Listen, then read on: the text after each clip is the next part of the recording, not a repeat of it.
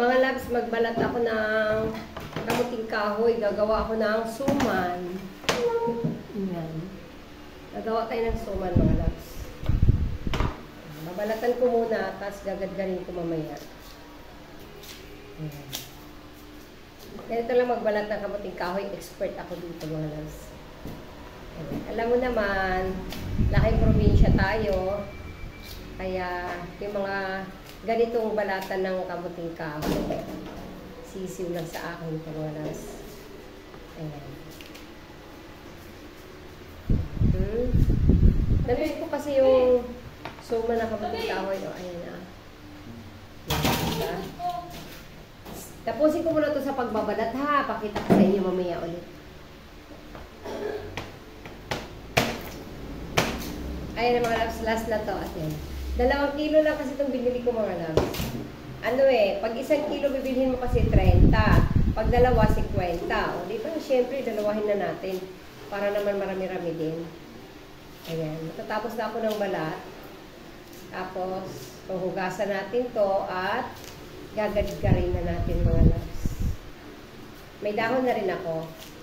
Andun pa sa labas, hindi pa naka-ready. Pero unahin ko muna itong kamuting kahoy ko. Ayan. Tapos na tayo magbalat, mga labs. Ayan na siya. Ayan.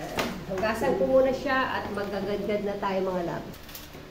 Ayan na, mga labs. Nahugasan na natin. Diba natapos na tayo magbalat. Nalinis ko na. Ay! Natumalon! Sorry. Nalinis ko na din. Andito na yung aking gagdaran. Magagadgad na ako, mga labs. Hinugasan ko ulit, mga labs, yung lalaglag. Ayan. Magagadgad na ako dito, mga labs, ha? Dito lang magagadgad yan, mga labs. Ayan. Nakatayo na ako para makabalsa tayo. Kukuha ko basahan para lagyan ko lang ng basahan itong ilalim ko ng planggana para hindi siya sa salamin ng misa. Ayan. Gad. Madali lang yun naman ito gadgarin, mga labs, kasi malambot lang siya. Ayan, gagadgarin ko lang to hanggang sa matapos lahat. After ito gadgarin, pakita ko naman sa inyo kung paano namang next na proseso, mga labs. Ayan. Ganyan lang magadgad niyan. Ingat lang din na hindi masama yung mga kamay mo sa paggadgad. Ayan. Ganyan lang, mga labs. Gadgarin lang natin yan hanggang sa matapos.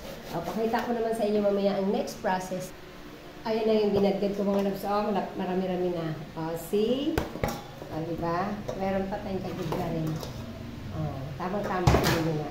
Makagawa din tayo nito ng ilang pirasong suma. Tuloy ko muna yung paggadgad. Ayan na, mga labs. Tapos na ako maggadgad. Ayan na. Next process tayo, mga labs. Pigaan ko muna siya ng konti.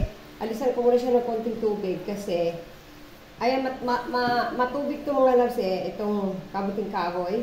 Pag ginadgad mo, matubig talaga siya. Kaya, pigaan ko muna siya ng konti. Tapos, lagyan ko siya ng evaporated milk at saka powdered milk. Malinis yung kamay ko, ha, mga labs, ha. Magpiga-piga na ako dito. Ganyan lang. Wala akong dapat may tilang manipis. Yung, alam mo yung pinagbigaan nito, mga labs? Ano to?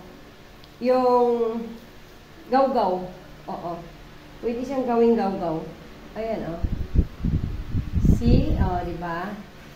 May siya, may kata siya, mga labs. Yan. Gaw-gaw yan, mga labs, ang niyan. Patuyuin mo lang yan siya, ibilad sa araw. Gaw-gaw yan. Ika nga lang, kuha ako ng, lagayin ko ng pinig.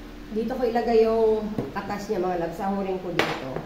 Ayan. Tapusin ko muna yung pagpipiga. Pakita ko sa inyo yung next process. Tapos na ako magpiga, mga labs. Ayan na yung aking pinigaan. Ayan na, Ito na yung katas niya na nakuha ko. Ayan, Pwede itong gawing gaw-gaw, mga labs. Ayan yung ginagawa sa probinsya ng gaw-gaw. Lagay natin dito. Balik natin siya dyan.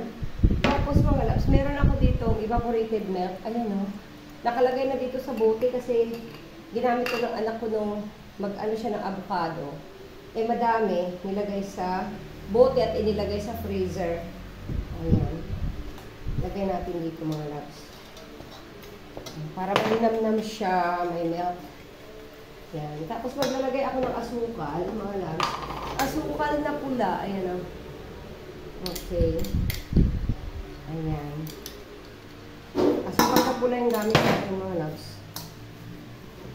Ayan lang. Mix-mix ko lang yan. Hanggang sa malusaw yung, ma-coat lahat yung ano. Ay, may ano. May ano ba ito? May dumi siya. Lagay ko na siguro lahat ng mga loves. Ayan o. Okay. Lagyan natin lahat yung ating evaporated milk. Kaya ko siya pinigaan, mga loves. Pwede naman natin siya hindi pigaan kanina. After ko mag-kudkod, pwede naman siya hindi pigaan. Kaso lang, pinigaan ko talaga siya kasi ang purpose ko nga doon, maglagay ako ng evaporated milk. Kaya pinigaan ko siya. Kasi pag hindi natin pigaan, matubig na siya masyado, maglagay pa tayo ng evaporated milk, wala na lusaw na siya. O, diba? Tama lang yung ano niya, mga loves. O. Yan. Mix ko muna siya, mga loves. Then, tikman ko muna siya mamaya kung okay na yung tamis. Kasi ayaw ko rin ng sobrang tamis, mga loves, ha? Magdagdag ako, mga loves, ng powdered milk. Ano to siya, mga loves? Birch-stray. Birch-stray yung powdered milk ko na yan. Maglalagay lang ako na isang kutsarang puno. Parang lalo siya malinamnam, mga loves. Tapos, mix-mix ko ulit, no? Ayan na, mga loves. Ready na mga loves ibalot. Eh ngayon, itabi ko muna to at i-ready ko muna yung aking mga dahon. Ayan na. Tapos na ako magdarang ng dahon sa apoy, mga loves. Ayan, lilinisin ko na to, mga loves. Next process, mga loves. Anuhin na natin to, mga loves. Ayan. Ganyan lang. Ayan. Okay. Ayan. Ganyan lang yung mga loves gagawin natin, mga loves. Ayan, tapusin ko, ha. Okay. Ayan na, mga loves. Tapos na. Kukuha muna ako ng malinis na basahan, mga loves. At lilinisan natin.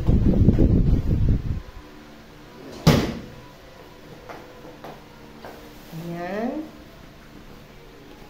Ayan. Kailangan punasan natin yung mga loves para malinis. Ayan. Ulit-ulit lang yun ang proseso. Ganyan lang ang gagawin natin hanggang sa matapos natin lahat yung mga loves, ha. Nalinis ko na yung dahon ko, mga loves. Oh, ayan. Ayan, nalinis na natin. At nahimay ko na rin. Ngayon, magbabalot na tayo. Magbalot na ako, mga loves. Ang laki nitong ating suman, mga loves, hindi siya pare-pareho. Kasi, yung ano natin, depende sa laki ng dahon. Eh, yung dahon natin, mga loves, maliit lang. Ayan. Ganito lang kalaki yung nilagay ko. Siguro mga, yan, isang kutsara lang yan. Ganyan lang yan, mga loves.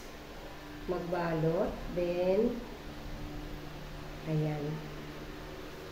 Hindi naman talaga ako, hindi ay bawasan natin, mga loves. Parang ang laki. Lalag pa siya sa dahon. Yan. Hindi tayo expert dito, mga loves, ha. Pero, ayan. Okay. Ganyan lang, mga loves. Then, tupiin natin itong dulo. Ganyan. Then, sa kabilang dulo naman, ay, baliktad. Okay. Papunta doon yung tupi natin, mga loves, kasi andito yung ano niya. Okay. Pagkatapos, mga loves, ganyanin natin siya ng konti. Yan. Hagurin natin ng konti para yung, ano natin, yung suman natin ay medyo malapad-lapad siya, mga loves, hindi siya bilog. Madali siyang maluto kasi manipis lang siya, no? Ayan. Okay. Magbabalot muna ako, mga loves, ha? Tuloy-tuloy lang. Ito na yung aking binalot, mga loves. Nakapagbalot na tayo. Ayan na, oo. Diba? Tapos na. Ngayon, ang next process naman, mga loves, i-ano natin siya. Diba, ito yung ano niya. Ayan. Tapos, pagdikitin natin sila, ganito, para hindi sila pasukin ng tubig pag nilagay na natin sa kasirola at pag nilaga na natin ganyan. Tatalian lang natin yung dulo-dulo, mga loves. Ito lang din dahon ang itatali natin. Hindi naman kailangan yung matibay na pagkatali. Basta ganyan lang siya, mga loves. Basta at least na-sealed natin siya ng ganyan. Yan. Talian lang natin yung kabilaan, mga loves. Ganyan lang. Okay. Yung dahon na lang din ang itali natin. Ayan. Matibay naman siya, mga loves, kasi malambot na yung dahon. See? Ganito lang mga loves. Pinagdikit natin yung dalawang suman at tinali lang natin ng dulo-dulo. Ganyan lang ang proseso mga loves. Paulit-ulit lang. Tapusin ko muna ha. Ayan na mga loves. Naiano ko na sila lahat. Ayan na. Natalian ko na sila lahat. Ngayon, isalansan ko na sila dito sa aking lutuan. Sapinat ko yung mga tirang dahon na malilit mga loves. Sasapin ko dito sa may puwet ng kaldig ng kasirola para hindi sila masusunog. Ayan o. Isalansan ko na dito yung aking suma. Nasalansan ko na mga loves. Sabawan na natin siya at isalang na natin. Ayan na mga loves. Nakasalang na yung ating suman. Ayan. Malakas yung apoy natin yan. Pagkulo niyan mamaya mga loves. I-adjust natin na konti. I-low fire natin siya mga loves. Then niluluto natin siya ng 30 minutes mga loves. Kasi yung kabuting kahoy na yun mga loves, hindi natin siya pwedeng yung mabitin-bitin siya sa apoy at saka kulang hindi masyadong luto kasi kamuting kahoy yun mga loves, kailangan sakto yung luto niya. Ayan, lutuin ko, ilalaga ko siya mga loves ng 30 minutes. Ayan. Mga loves, ayan na luto ng ating suman mga loves. Ahonin na natin at tikman na natin mga loves. Ito na yung aking suma na kamuting kahoy mga loves. Luto na!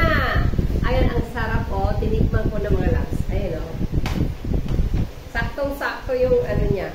Saktong-sakto yung tamis at saka yung linamdam niya dahil doon sa nilagay natin evaporated milk at saka powdered milk. Ayan. At saka sakto yung tigas niya mga loves. Yung hindi siya mabasa. Hindi siya matigas. Saktong-sakto. Sarap. Sarap yung kain. Ayan. Marami din ako nagawa mga lutot. Sa 2 kilo, nakagawa tayo ng 16 pieces. Hindi siya gaano maliliit mga lutot. Ayun siya diba? Mainit. Sarap. Perfect yung gawa ko mga loves. Thank you!